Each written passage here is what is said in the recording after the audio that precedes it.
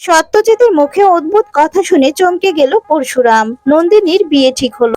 হ্যাঁ বন্ধুরা, এমনটাই দেখতে পাবেন। বিস্তারিত জানতে ভিডিওটিতে লাইক দিয়ে চ্যানেলটি সাবস্ক্রাইব করে দেখতে থাকুন। গল্পের শুরুতেই দেখা যাবে নন্দা সমস্ত ঘটনা খুলে বলতে থাকে যে ঠিক সেদিন কি কি ঘটেছিল।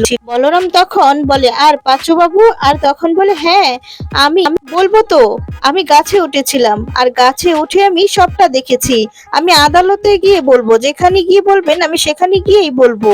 এই লোকটাই শুট করেছিল। সৌরভের দিকে তাক করে বলছে আর বলে, ওই লোকটাই না গুলি চালিয়েছিল। তখন তো সৌরভ রেগে যায়। রেগে গিয়ে তখন আঙুল তুলে বলতে থাকে, এই এই বলে তেড়ে যেতে লাগলেই তখনই তো রেগে যায় পরশুরাম। রেগে তখন সৌরভকে ইচ্ছা মতো মারতে থাকে। সৌরভকে মারা দেখে তো সবাই অবাক হয়ে যায় আর খুব বেশি ভয় পেয়ে যায়। তারপর দেখা যাবে যে এদিকে তটিনীর মা বলছে যে বাবা আজকের জন্য ছেড়ে দাও, আজকে আমাদের বাড়িতে একটা অনুষ্ঠান। আর তখনই ভূমিকা বলছে, না না, ওকে মারতে দাও ওকে।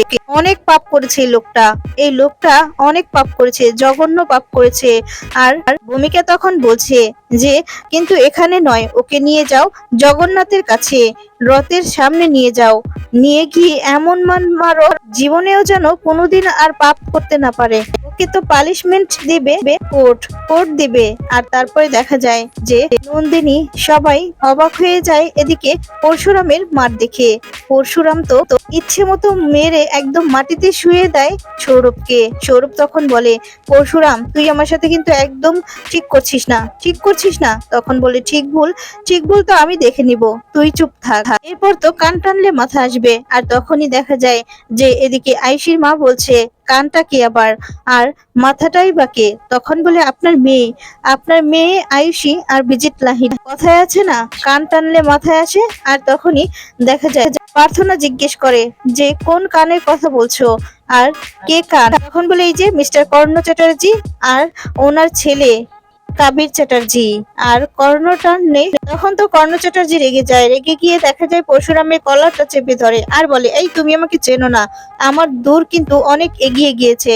আর তখন কর্ণর হাতটা ধরে বলতে থাকে, ছেড়ে দিন কর্ণ চ্যাটার্জি। আর কর্ণ চ্যাটার্জি চিনি, খুব ভালো করেই চিনি।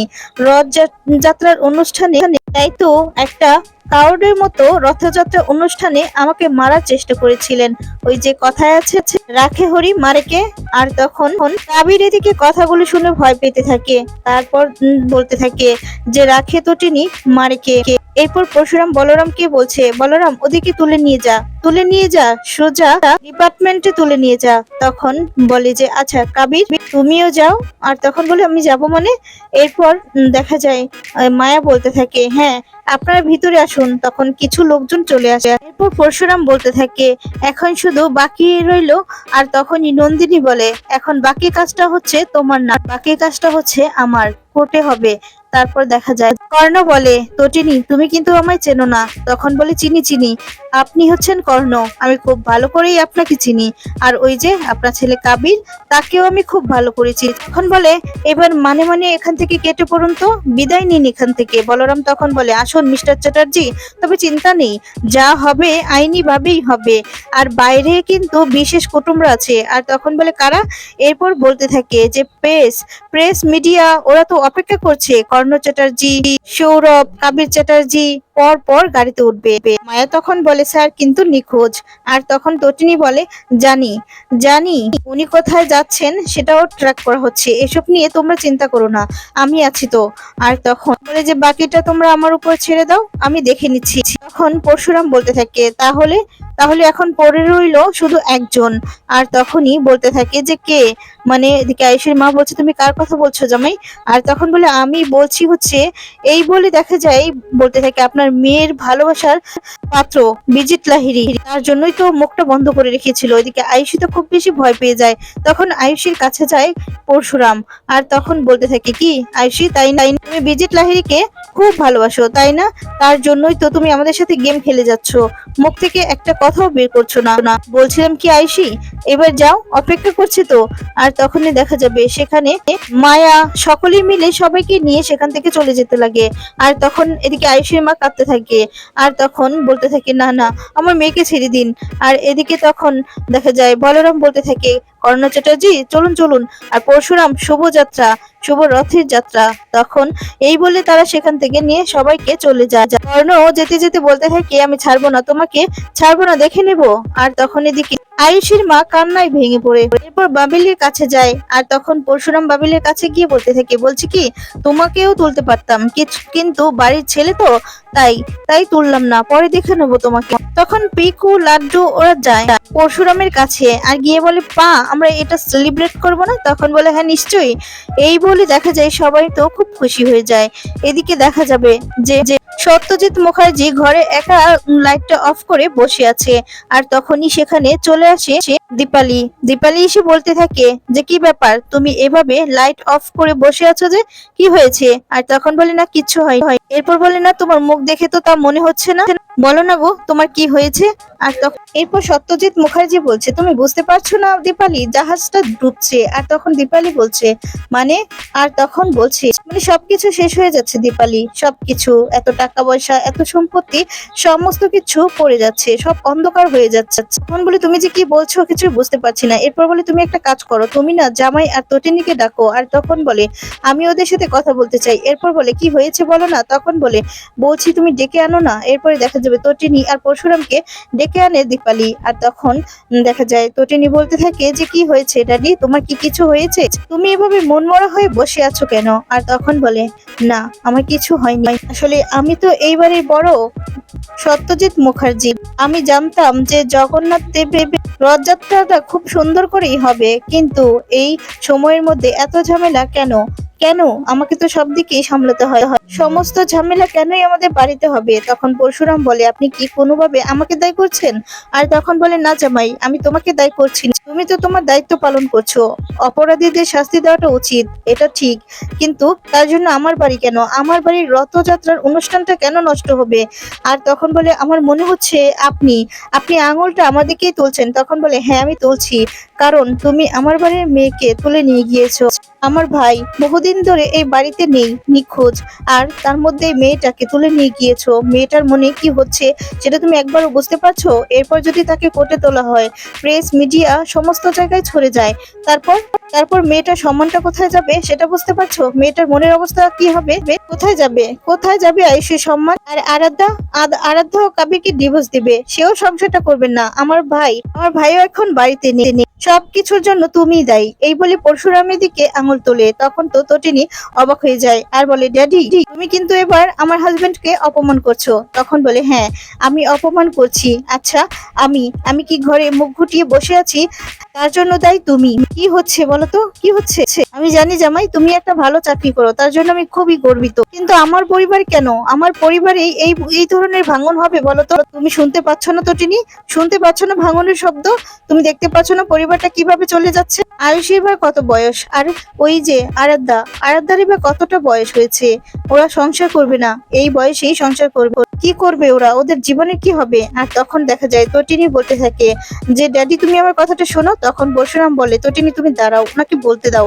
আর তখন সত্যজিৎ মুখার্জি বলে হ্যাঁ হ্যাঁ আমাকে বলতে দাও। আচ্ছা তোমরা তো সুখে আছো সেটা আমি খুব ভালো করেই জানি, কিন্তু তোমাদের ওই 600 স্কোয়ার ফিটের মধ্যে তোমরা শুধু সুখী থাকলেই হবে? তোমরা আনন্দ করছো গাইছো, কিন্তু আমাদের পরিবারটা তো শেষ, অন্ধকারে শেষ হয়েছে। তখন দেখা যায় দীপালি বলে শোনো শোনো আজকে রথের দিনে। আর তখন বলে চুপ, একদম চুপ দীপালি, একটা কথাও বলবে না তুমি। তখন বলে এই জামাই তোমার কাছে আমি প্রথম অনুরোধ করছি, তুমি নিজে দাঁড়িয়ে থেকে সবকিছু রিপেয়ার করে দিবে, তুমি মেরামত করে দিবে সবকিছু। তখনই দেখা যায় তটিনী বলতে থাকে ড্যাডি তুমি কি বলছো কিছুই বুঝতে পারছি না, কালকে তো কোর্টে তোলা হবে, দিদিও তো বললো কোর্টে তোলা হবে কালকে ওদেরকে।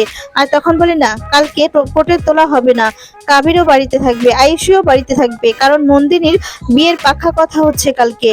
আর তখন তো সবাই কথাটি শুনে অবাক হয়ে যায়। আর তখন তটিনী বলে তুমি কি বলছো ড্যাডি? আর বলে যে হ্যাঁ নন্দিনীকে আমি বিয়ে দিতে চাই, কাল ওরা আসছে, কালকে কোনো রকম ভাবেই যেন নন্দিনীর এই পাকা দেখাটা যেন নষ্ট না হয়।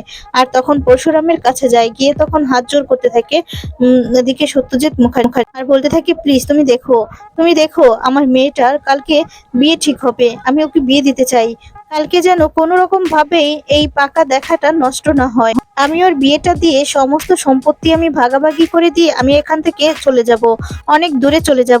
আমি এখনো সেই মানুষের মতোই বিশ্বাস করি যারা কিনা এখনো বিশ্বাস করে যে বিয়ের প্রয়োজন আছে, দুজনেরই একটা সংসারের প্রয়োজন আছে, দুজনেরই একটা পরিবারের দরকার আছে।